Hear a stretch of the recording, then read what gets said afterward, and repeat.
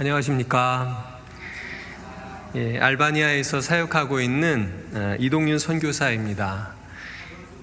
반갑습니다. 이 자리를 빌어서 우리 존경하는 이광태 목사님 그리고 또 화평교회 모든 성도님들께 문 안에 더불어서 감사의 인사를 드립니다.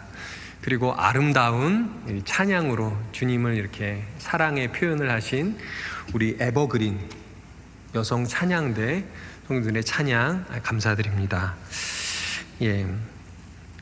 먼저 준비된 동영상이 하나 있는데요. 동영상을 하나 보고 이어서 말씀을 나누도록 하겠습니다.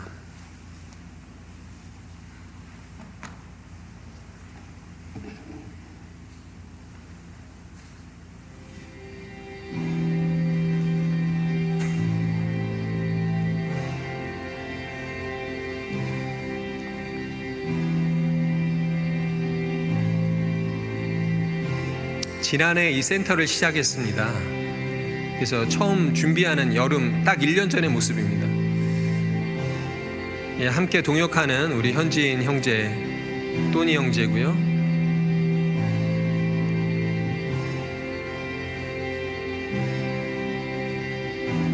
이런 활동들을 진행하고 있습니다.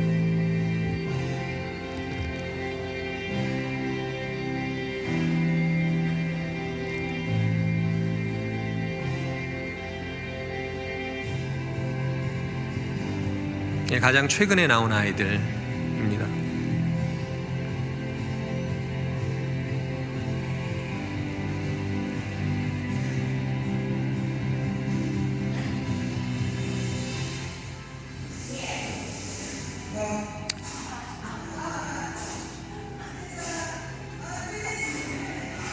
딱지치기하다 저 뒤에 있는 아이는 바닥을 쳐가지고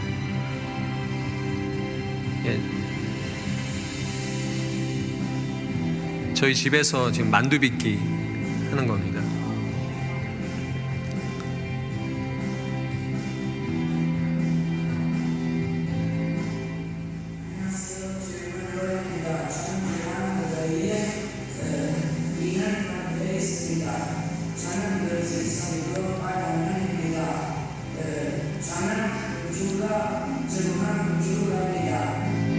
꿈이 건축가다 그랬습니다.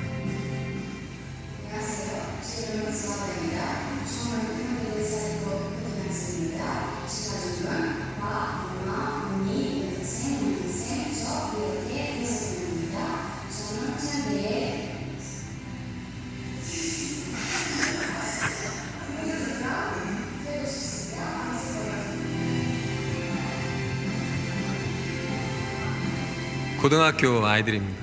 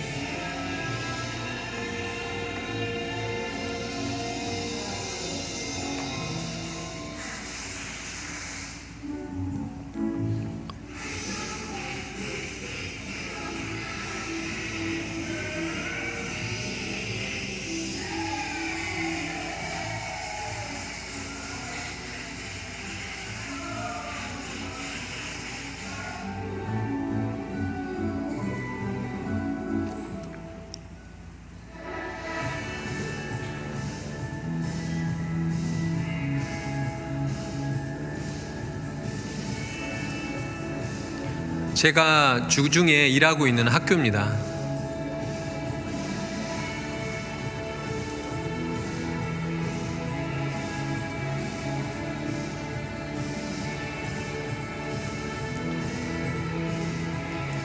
중학교 농구팀 대회에서 농구 대회에서 우승한 사진이고요.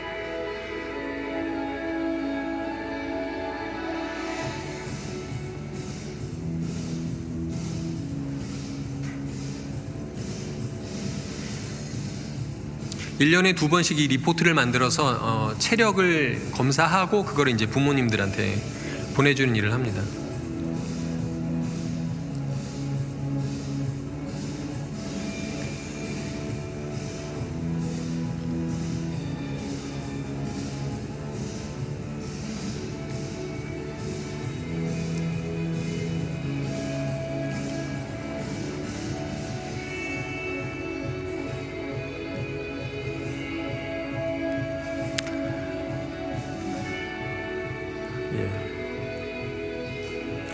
예, 여기 비디오를 보셨는데요. 저희 사역을 감사합니다.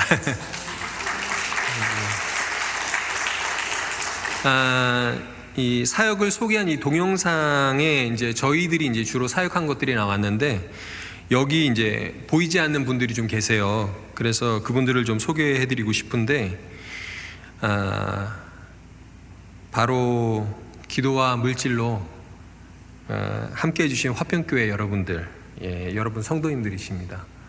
저희는 앞에 있지만 그런 것이 가능하게 한 것은 이렇게 여러 교회들의 협력과 도움 때문입니다. 그래서 감사드리고요. 그리고 이 교회 뒤에는 우리 주님이 계신 줄로 믿습니다.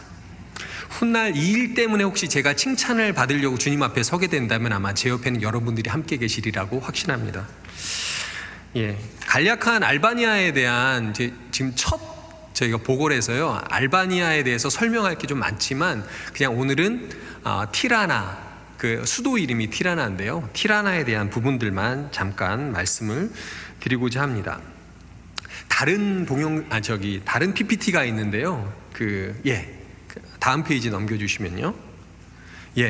그 알바니아의 이제 수도 티라나의 종교 인구 구성입니다.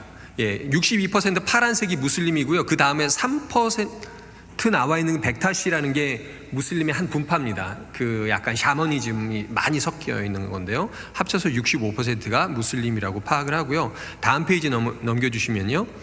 거기에 이제 퍼센트가 나옵니다. 무슬림 백타시 합쳐서 65%가 되고요. 카톨릭 정교회 합쳐서 10%, 개신교는 한 2단 포함해서 2,580명, 아마 저희가 한 1,780명 정도 이렇게 인구 센서스에서 기록한 기록입니다. 그러니까 전체 0.2%, 그 티라나에 사는 사람들의 전체 0.2%가 기독교인이고요. 개신교인이고요.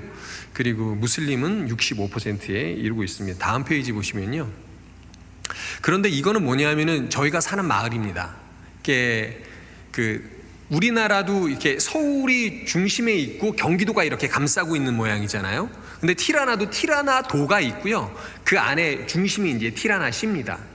그런데 그러니까 마치 던킨 도너츠 보면은 가운데 구멍이 뻥 뚫려 있는데 여기가 이제 시가 되고 그 주변에 빵 있는 부분이 이제 시골이 되는 겁니다. 그런데 제가 살고 있는 것은 이 구멍 시가 아니라 시 밖에 있는 그 시골 마을입니다. 근데 그곳에서 제가 지금 살면서 만난 사람 중에 저희 마을에 무슬림이 아닌 사람이 한 명도 없습니다. 그래서 1%라고 한 거는 예전에 그 결혼하기 전에 카톨릭이었다라는 사람이 한 사람이 있었고요. 그리고 윗마을에 그 간호사 하는 부부가 자기들은 무신론자다. 뭐 이런 퍼센트들을 제외하면 99% 이상이 무슬림인 겁니다. 다음 페이지 한번 보시면요. 다음 페이지 보시면요. 그런데 이제 재밌는 게 한 가지 있습니다. 티라나의 이제 수도에서 일하는 교회들의 모습을 살펴보면은요, 그 교회 안에 성도들이 지금 한 1,800명 정도 된다고 했잖아요. 그런데 방문하고 이런 사람들까지 합치면 아마 한 4배가 더 많은 한 8,000명 정도 생각을 합니다. 그런데 이 사람들을 대충 이렇게 물어봤어요. 뭘 질문했냐면은 교회 나오기 전에 종교가 뭐였어요? 이렇게 물어봤어요. 그러니까 열의 일곱은 나는 무슬림이었어 라고 말하지 않고 열의 일곱은 나는 카톨릭이었어, 아니면 난 올소독스 정교회였어 라고 대답을 하는 거였어요. 그리고 10% 정도는 나는 무신론자였어, 뭐 이런 대답들을 하고요. 단지 20% 정도의 사람들만 나는 뭐 열심히는 안 지었지만 나의 백그라운드는 무슬림이야 라고 대답을 했던 것입니다. 그러니까 알바니 티라나의 65%가 무슬림인데 교회 안에는 무슬림이 없어요. 그래서 저희가 2014년 그러니까 팔커 마을로 이사를 들어가게 됐습니다. 그래서 그 마을의 일원으로 현재까지 살아가면서 복음을 전하고 있습니다. 하나님이 저희 부부, 저희 가족에게 주신 부담 그리고 소명은요, 복음을 들을 기회가 없는 알바니안 무슬림들에게 복음을 들려주자, 이것입니다. 3년간 마을 사람들과 관계를 맺고 가정 방문들을 통해 가지고 복음을 전했습니다. 복음을 전하다가 이제 말싸움으로 번진 적도 있고요. 그리고 몇 번은 전도 이후에 저를 이제 꺼리고 이제 피하는 사람들도 생겨났습니다. 심지어는 길거리 개도 저를 싫어합니다. 한 번은 이제 아까 사진 중에 사미우 이제 가정을 가는데 저희 집에서 그 집 사이가 한 그렇게 멀진 않아, 한 1km 정도 되는데 그 사이에 호수가 있습니다. 호수 옆을 이렇게 뚝을 지나가는데 뚝을 지나자마자 저 언덕 쪽에서 개 한 마리가, 밤이 저녁이었어요. 낮에는 제가 학교에 있고 이제 저녁에 이제 방문을 합니다. 그런데 이 개 한 마리가 막 달려오면서 막 이제 물으려고 그러는 거예요. 근데 예전에도 한번 그 밤이 되면은 개들이 야생성이 이렇게 굉장히 강해집니다. 그래서 막 이상한 행동들을 해요. 그래서 밤길이기 때문에 제가 셀카봉 하나를 이렇게 넣고 가고 있었는데 막 달려와가지고 급하게 셀카봉을 빼고, 그때 미국에 있는 이제 친구 목사하고 이제 카톡으로 전화를 하고 이렇게 가고 있었는데, 야 잠깐만 끊어봐라. 그리고 이제 핸드폰으로 라이트를 켜가지고 눈부시게 하고 막 이렇게 했는데 굉장히 이제 고생한 적이 있습니다. 아무튼 저녁에 계속해서 이렇게 신방을 하거나 가정 방문, 그래서 성경 공부를 하고 있습니다. 여러분들, 제가 아까 밝히긴 했는데 제 외모를 딱 보면 사람들이, 제 백그라운드를 모르는 사람들은 대학에서 뭐 전공했어요? 라고 물은 다음에 추측을 합니다. 이 사람은 아마 법학과였을 거야. 아니면은 뭐 신학과 아니면 철학과, 이런 이제 이미지인데요. 근데 실제로 저는 이제 체육을 전공했습니다. 그래서 지금 주중에 낮에는 자녀들이 다니는 선교사 자녀 학교에서 체육교사로 일을 하고 있고요. 아내는 몇 해 전부터 이제 동네 아이들을 모아가지고 영어 수업을 해왔습니다. 지난해부터 아까 사진을 보셨는데요. 장소를 얻어서 지금 주중에 4개 반을 운영하고 있습니다. 그런데 이제 토요일이 되면 저희는 올리브 센터라고 이름을 정했는데, 이 센터에 오는 아이들을 센터에 이제 그 장소에 초대해서 토요 어린이 모임을 진행합니다. 여러분, 비록 영접한 그 사람의 수는 적습니다만 지금까지도 팔커의 마을에 사람들에게 복음을 전하였습니다. 앞으로 더 어떻게 효과적으로 전할 수 있을까, 그리고 어떻게 담대하게, 그리고 이 사람들이 알아들을 수 있는 문화에 맞게 전할 수 있을까 고민하면서 새로운 시도들을 하려고 합니다. 팔커 마을을 비롯해서 알바니안 무슬림들 12만 명 정도 사는 그곳에 16명의 신자만 있는 동네도 있습니다. 그곳에 사람들에게 복음을 들려주는 일, 그 일을 위해서, 그리고 또 예수님을 영접한 사람이 나올 때 그 사람을 양육하는 일을 계속해서 충성되게 하고 싶습니다. 지금까지와 같이 계속해서 기도와 지원을 부탁드립니다. 여러분들을 통해서 알바니안 무슬림들이 복음을 듣게 될 것입니다. 아멘이십니까? 예. 오늘 말씀은 히브리서 11장입니다. 히브리서 11장은 전체가 40절로 구성이 되어 있죠. 굉장히 유명해서 우리가 사랑장 이렇게 이야기하듯이 믿음장이라고 이야기하면, 저 어렸을 때 할머니가 야 믿음장 펴봐라 그러면 히브리서 11장이었습니다. 굉장히 유명해서 믿음장이라고 하죠.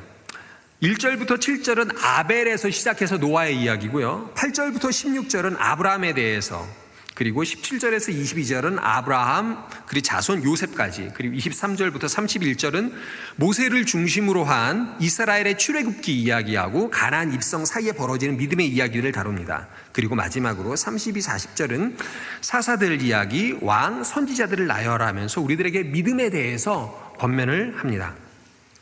첫 번째로 그 노아의 이야기를 좀 살펴보고 아브라함의 이야기를 살펴본 다음에 오늘 본문을 보려고 합니다. 노아의 이야기를 보면은요, 첫 단락을 통해서 주님은 노아가 믿음으로 감당해야 했던 짐을 말씀하고 계십니다. 노아가 감당해야 했던 그 짐이 굉장히 무거웠습니다. 이게 뭐였냐 하면은 산 꼭대기에다가 배를 만들라는 거였어요. 근데 당시 사람들이 보기에는 이게 굉장히 웃기는 일이었던 거죠. 말도 안 되는 것 같은 일을 노아는 해야만 했습니다. 노아가 산꼭대기 비슷한 데 올라가서 방주를 짓기 시작했고, 그는 믿음을 갖고 120년간 배를 짓습니다. 그리고 약속한 날을 맞이합니다. 두 번째로 아브라함의 이야기도 마찬가지입니다. 아브라함은 자신이 살던 아주 좋은, 어떻게 보면 이 동네 강남에 해당하는 그 지역에서 살다가 어느 날 하나님이 이렇게 말씀하십니다. 야, 내가 지시할 곳으로 가라. 근데 아브라함은 어디로 가야 되는지 갈 바를 알지 못하고 길을 떠납니다. 믿음으로. 그리고 다 늙은 노인인 자신에게 자녀가 생길 것이라고, 너를 통해서 내가 아들을 줄게 라고 하나님이 약속하십니다. 그리고 그 아들을 기다립니다. 아마 주변의 사람들은 아브라함을 비웃었을지 모릅니다. 그랬을 것 같아요. 그리고 아브라함의 마음도 초조했을 것 같습니다. 아브라함의 가족과 종들은 이 아브라함의 소명을, 그 약속을 알고 있었기 때문이죠. 당시의 사람들은 분명히 비웃었을 거라고 생각을 합니다. 그래도 믿음을 갖고 아브라함은 그 길을 걷고 기다립니다. 마침내 부인인 사라의 나이가 90세가 되었을 때 약속의 아들을 낳습니다. 노아의 이야기와 비슷한 맥락입니다. 그리고 그의 아들 이삭도 야곱을 낳기까지 20년이 기다려집니다. 자녀를 위해서 20년을 기도를 합니다. 우리는 보통 결혼을 하고 그리고 첫 해, 둘째 해, 셋째 해 정도에 이렇게 아이를 갖는 경우가 한 절반 정도는 되지 않습니까? 그런데 이 믿음의 축복을 받았던 사람들이요, 믿음으로 20년 만에 아이를 갖습니다. 약간 좀 이상하기도 합니다. 그리고 나서 이스라엘의 출애굽 그리고 가나안 입성을 다룬 23에서 31절까지는 매 절마다 그 구절이 하나 달라붙습니다. 그게 바로 믿음으로입니다. 한 절 한 절마다 믿음으로 이렇게 기록하고 있습니다. 믿음으로 모세가 났을 때 무서워하지 아니하고, 믿음으로 거절하고, 믿음으로 떠나서, 믿음으로 정하였고, 믿음으로 건넜으나, 믿음으로 돈이 성이 무너졌으며, 믿음으로 정탐꾼을 영접했다. 이렇게 기록합니다.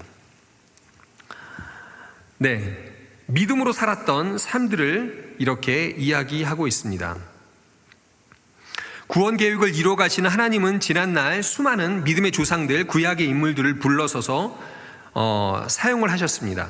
그런데 오늘 이 믿음으로라는 그 말은 지금 히브리서를 통해서 하나님이 우리에게 모세가 믿음으로 살았다, 위대하지 않니라는 것을 설명하시는 것이 아니라 이스라엘 역사, 출애굽의 그 핵심적인 그 사건, 출애굽과 가나안에 들어가는 그 사건의 순간순간마다 모두 이 모든 것이 믿음으로 이루어진 것이다 라고 말씀하는 것입니다.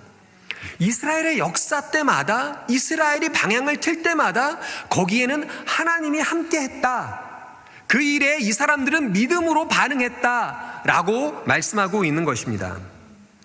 우리가 사는 2019년 오늘도 그렇습니다. 100년 전에 말씀의 부흥이 일어났죠. 그러한 시기도 있었습니다. 믿음으로 우리 선배들 가운데 사신 분들이 많습니다. 사경회로 말씀의 풍성함을 누리던 시기도 있었습니다. 그리고 경제적으로 부흥해서요, 교회가 굉장히 이렇게 윤택하고 많은 선교사를 파송하던 그런 시기도 있었습니다. 침체되어 보이는 순간인 지금도 침체되어 보이기는 합니다. 그런데 그 순간, 지금 이 순간도 하나님이 일하고 계시다는 겁니다. 누가 믿음으로 그 하나님의 일하심을 바라보며 함께 가느냐 묻고 계십니다. 오늘 맥주감사절인데요, 지난 반년을 하나님이 인도하셨습니다. 여러분의 삶의 순간순간을 그 걸음걸음에 하나님이 함께 계셨습니다. 올 남은 반년도 하나님이 함께 하실 줄을 믿습니다. 하나님이 우리와 동행하고 계시다라는 사실입니다. 드디어 오늘 본문에 나와서 이렇게 이야기합니다. 우리는 이 본문에 나와 있는 사사들과 왕과 이 선지자들의 뒤를 이어서 그 마지막 초대교회를 이어서 그 뒤를 이어가는 신약 성도의 일원으로 자신의 짐을 지고 또한 동시에 살아가야 한다라고 말씀합니다. 우리 각자 여기 계신 여러분들 한 분 한 분이 바로 믿음의 선배들, 그분들의 후배로서 그 자리를 대신해서 그 짐을 짊어지고 그분들이 걸어오셨던 그 삶을 우리가 이어서 걸어가야 된다라고 말씀합니다. 모자이크를 이렇게 만드는데요, 이제는 십자가와 그 모든 게 다 드러났습니다. 그런데 아직 남아있는 붙여져야 돼. 여러분들 통해서 하나님이 붙이고 싶어 하시는 그 모자이크가 아직 남아있는 것이죠. 그래서 하나님은 우리를 동참시키고 싶어 하십니다. 이렇게 그 길에 동참하는데 우리가 그럼 감당해야 될 짐은 무엇일까요? 이슬람권에서 사역하는 저에게는요, 아마 이런 것일 것입니다. 참신은 알라다. 신에게는 아들이 필요하지 않다. 아들은 없으며, 그렇게 말하는 세상에서 예수 그리스도가 하나님의 아들이라고 말해야 됩니다. 성경의 모든 피 흘림에 대한 이야기는 곧 이분이 담당할 십자가 사건을 조명하는 것이다라고 저는 선언할 것입니다. 인과 법칙에 맞아떨어지는 방식, 율법을 통한 구원을 논하는 그 사람들에게 자신의 선함과 무관한 방식인 은혜로, 행위와 무관한 믿음으로 구원에 참여한다는 것을 저는 말할 것입니다. 이 세상은 신이 없다라고 말을 하죠. 신은 존재하지 않는다, 눈에 보이는 것이 전부다라고 말하는 이 시대에 우리는 살아가고 있습니다. 거기서 우리는 하나님을 섬기고 있습니다. 여러분, 바로 예배드리는 이것이 바로 여러분들의 믿음의 고백인 줄로 믿습니다. 그분을 기뻐하고 그분을 감사하고 하나님이 없다고 하는 세상 속에서 그분과 교제하며 그분과 동행하고 있는 것, 그것이 바로 여러분들이 감당하셔야 될 짐일 것입니다. 특별히 이 세상이 전부라고 말하는 세상에 대해서 아니다, 다음 세상이 있고 우리는 부활을 믿어 라고 말해야 될 것입니다. 우리는 복음을 전해야 됩니다. 요즘은 교회가 세상으로부터 도덕적인 비난을 많이 받고 있습니다. 여러 이유로 가난한 신자들이 늘어났습니다. 이런 상황이 복음 전하기에 부담스럽습니다만 복음을 전해야 됩니다. 예수 안에 생명이 있음을 말로 전해야 됩니다. 가나안 신자들은 교회다운 교회를, 그리고 진리가 선포되는 강단과 선포된 말씀대로 살아가는 성도들이 있는 교회를 찾고 있습니다. 그들에게, 그리고 또한 아직 예수 그리스도를 모르는 사람들이 있습니다. 그들에게 복음이 필요합니다. 한국에 와보니까 굉장히 유명한 강사들이 많더라고요. 그 중에 대표적으로 김창옥 씨가 있는데 이분들의 팬들이 굉장히 많다라는 걸 알았습니다. 굉장히 좋은 이야기, 좋은 교훈, 이런 것들로 이 세상은 넘쳐나는 것 같습니다. 심리 상담가들이 넘쳐납니다. 인생을 행복하기 위한 현실적이고 아주 구체적인 조언들이 많습니다. 그런데 우리가 왜 복음을 전해야 될까요? 왜냐하면 거기에는 구원이 없기 때문이죠. 생명과 진리는 오직 하나님의 말씀에서만 나오는 줄로 믿습니다. 그의 말씀만, 그분의 말씀만 우리를 소생케 합니다. 우리의 깊은 갈증은 그분만 채울 수 있습니다. 하나님 그분만 우리를 살립니다. 여러분, 말라져가는 나무에게 필요한 것은 생수입니다. 나무는 시냇가 곁에 심겨져야 됩니다. 가지는 나무에서 떨어져서 홀로 살 수 없습니다. 생명의 진액을 나무를 떠나서는 공급받을 수 없습니다. 시편 1편에 이렇게 기록하죠. 복 있는 사람은 그 율법을 주야로 묵상하고, 그리고 저는 시냇가에 심은 나무가 시절을 쫓아 열매를 맺으며 그 잎사귀가 마르지 아니함 같으니 그 행사가 다 형통할 것이라고 말하면서 연합되어 있는 삶을 이야기합니다. 요한복음 15장에도 동일한 말씀을 하고 있습니다.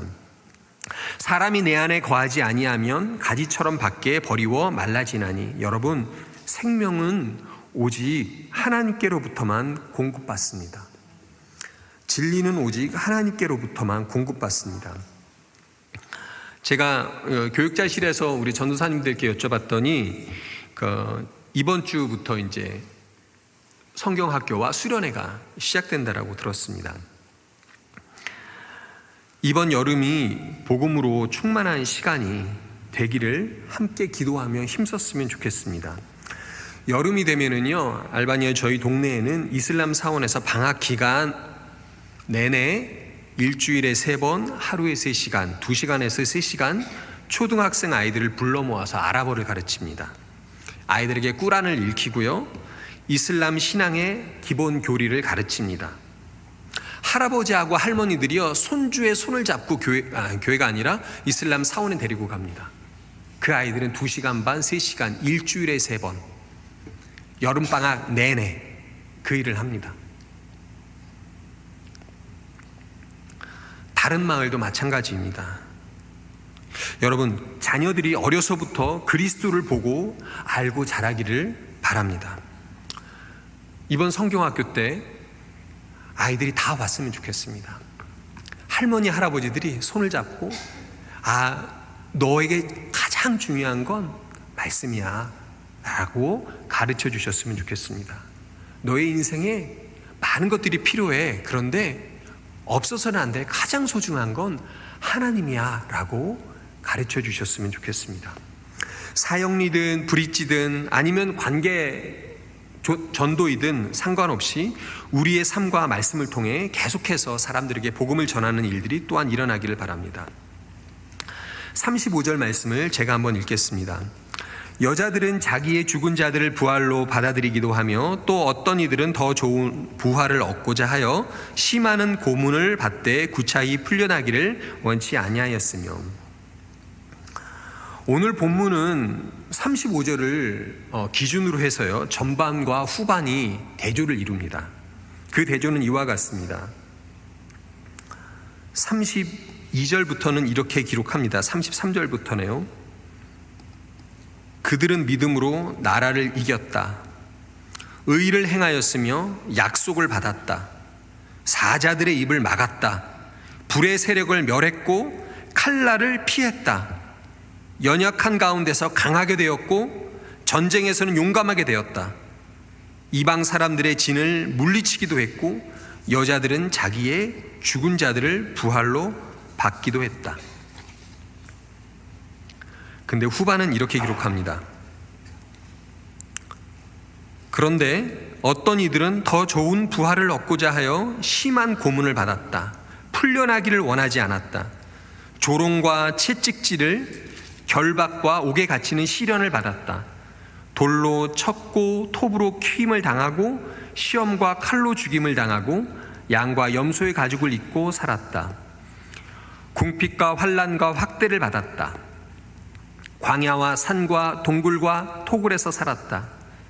이 사람들은 다 믿음으로 말미암아 증거는 받았지만 약속된 것을 받지 못했다. 1절에서부터 35절 그 상반절까지를 보면은요, 믿음으로 경험한 승리와 형통을 나열하고 있습니다.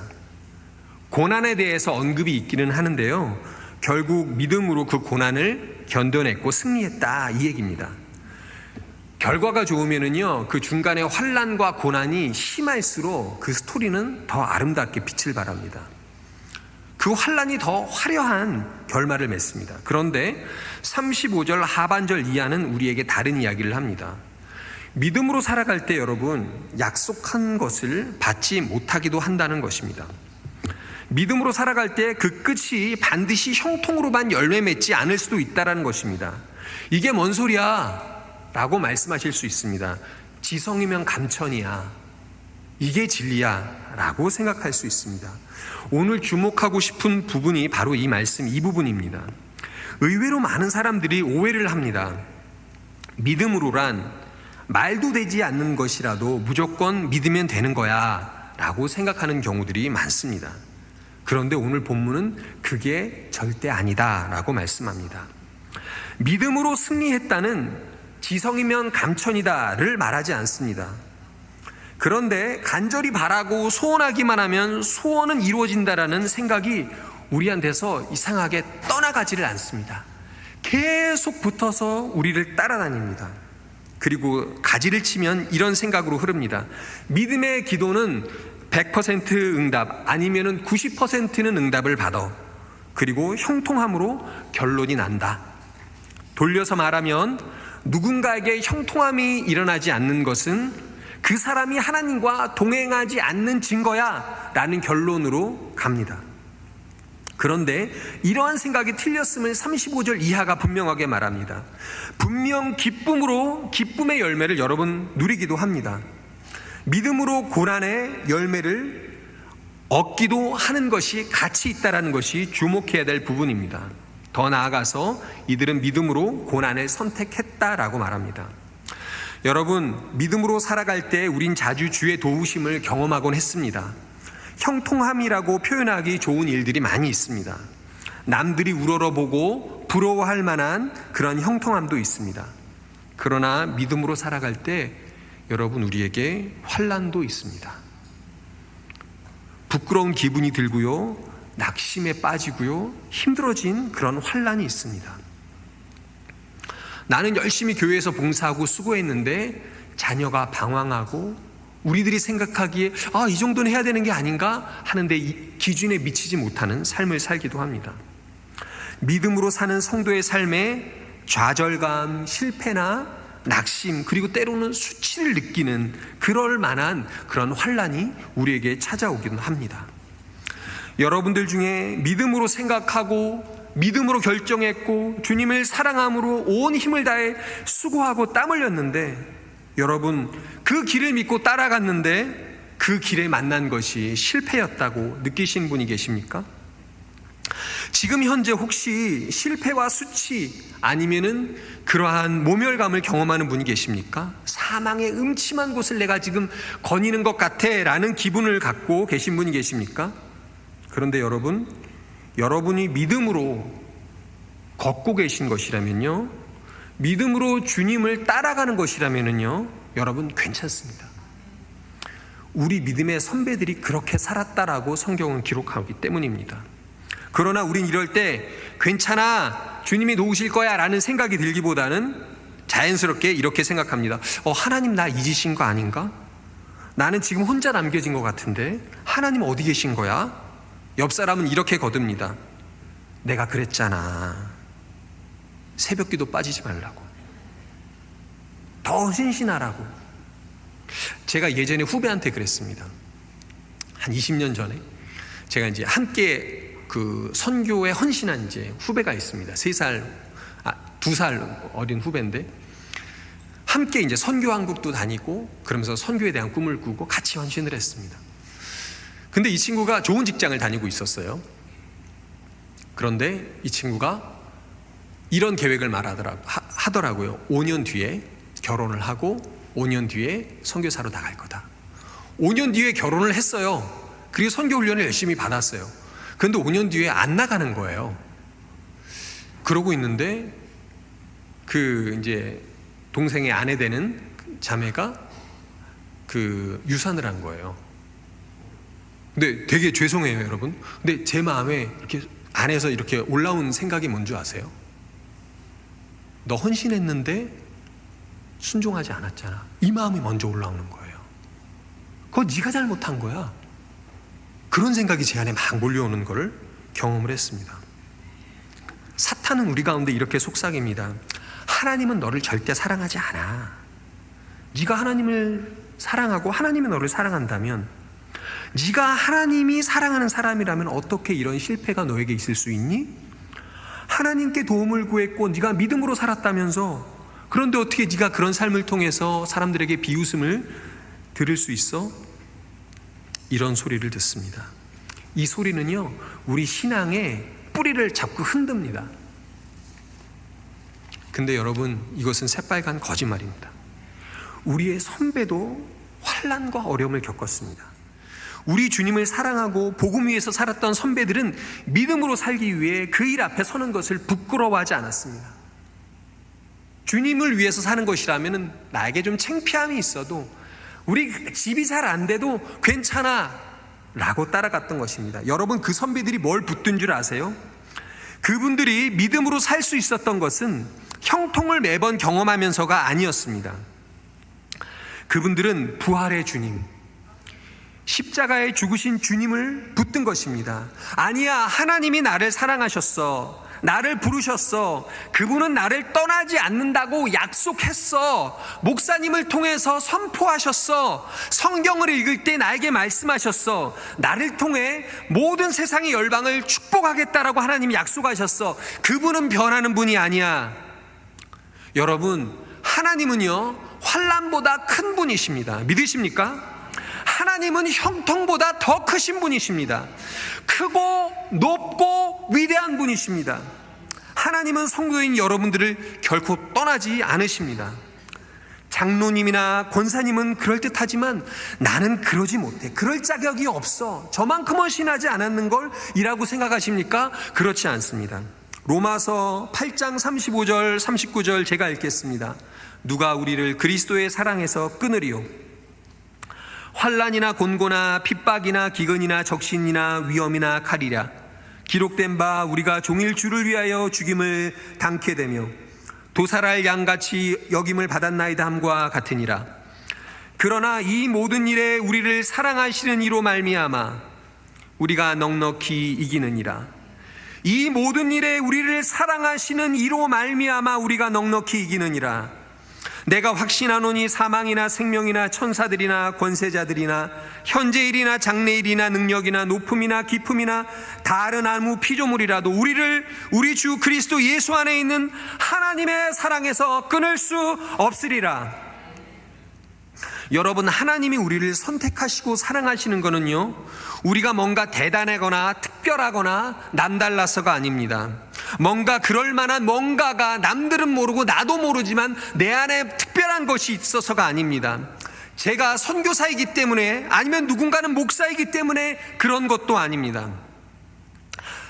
그렇게 되는 것은 하나님이 우리를 사랑하시기로 작정하셨기 때문입니다. 그래서 우리가 성도로 사는 것입니다. 영원히 변치 않으시는 예수 그리스도, 그 십자가의 보혈과 사랑, 그 어린 양의 피에 의존합니다. 그 때문에 믿음의 선배들은 결국 죽음까지도 감당했다라고 말씀 기록합니다. 그들의 열심과 각오가 대단해서 죽음을 감당하거나 환난을 이겨낸 것이 아니라 그의 사랑이 분명하고 변함이 없음을 그분들이 부인할 수 없었기 때문에, 그 하나님의 사랑에 확신했기 때문에 그분을 부인할 수 없었던 것입니다. 그분들의 용기와 그분들의 열심이 그 길에 가게 했던 것이 아니라, 환난을 이겼던 것이 아니라 그 사랑이 그들을 붙들었던 것입니다. 그가 자신을 어떻게 사랑하고 지켜왔고 함께 해왔는지를 보고 알았기 때문에 심지어 가족들은 부인할지 몰라도 예수님은 부인할 수 없었던 것이죠. 그래서 히브리서 11장 38절은 이렇게 말합니다. 이런 사람은 세상이 감당하지 못한다. 이 표현은요, 사람들이 너무 대단했구나, 위대하다, 그래서 세상과 싸우면 늘 이겼고 세상의 그 어떤 대적들도 감당할 수 없었다, 이런 말이 결코 아닙니다. 이 사람들에게는 특별한 능력이 있었다, 그 이야기가 아닙니다. 세상은 이 사람들에게 아무런 가치가 없다, 그런 뜻입니다. 이 사람들에게 세상은 어떤 영향력도 줄 수 없다, 이 말입니다. 이기기도 하고 지기도 하지만 이들에게 관심은 이 세상에서의 얼마나 큰 성공이나 실패가 아니라 믿음으로 내가 살고 있는지, 아니면 믿음 없이 세상에서 부함을 누리고 사는지 하는 것입니다. 히브리서 11장은 일상을 믿음으로 살기 힘쓰라고 우리를 권면합니다. 그러니 여러분, 부활을 소망하며 일상을 믿음으로 살아내십시오.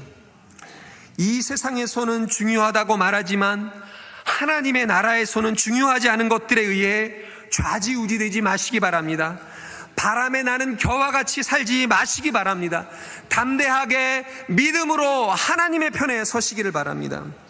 영원히 남을 것, 그런 것들을 여러분의 일상에 채우시기를 바랍니다. 그리스도를 따라 사는 것에 대해서 기도하시기를 바랍니다. 그리스도와 동행하시기를 소망하시기를 바랍니다. 자랑할 만한 일이 있거든 여러분, 주의 권면처럼 겸손하게 하십시오. 혹시 누가 자랑할 만한 일들이 친구에게 일어나면 정말 기쁨으로 축하해 주십시오. 어려움을 당한 우리 구역원이 있으면 그 구역원 찾아가서 격려하십시오. 걱정하지 마. 하나님 너와 함께 하셔. 염려하지 마. 경제적으로 어려우면 너 구역 빠지지 마. 밥값은 내가 낼게. 너는 꼭 와야 돼. 괜찮아. 지나갈 거야. 라고 말씀해 주시기를 바랍니다.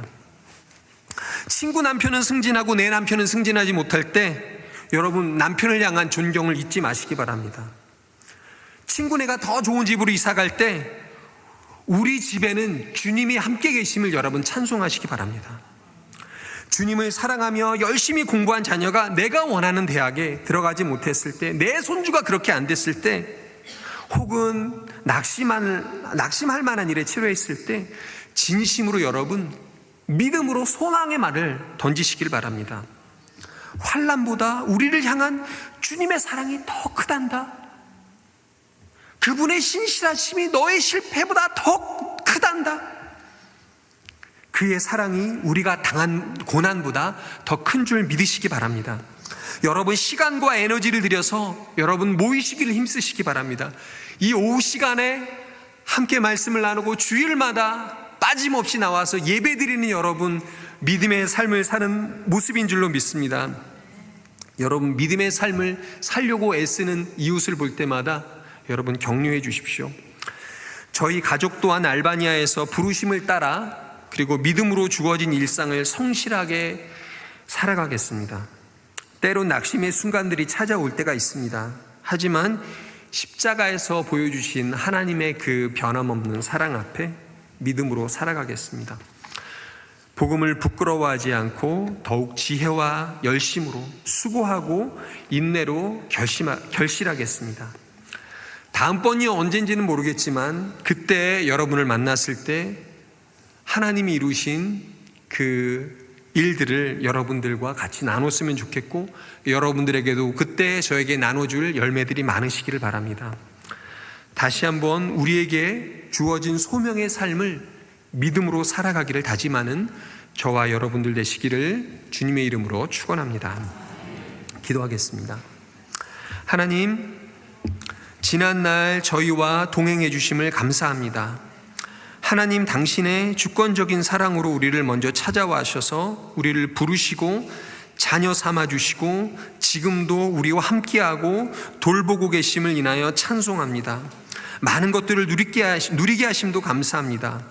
때로 어려움이 올지라도 당신이 우리를 향한 그 당신의 미소가 변함없으시기에 오늘도 믿음으로 주님을 찬송하며 힘차게 새롭게 도전하며 살아가기를 소원합니다. 주님, 당신과 연합되어 살기를 날마다 살기를 소원합니다. 우리를 통하여서 이 화평교회를 통하여서 주님 영광을 드러내 주시옵소서. 예수님의 이름으로 기도합니다. 아멘.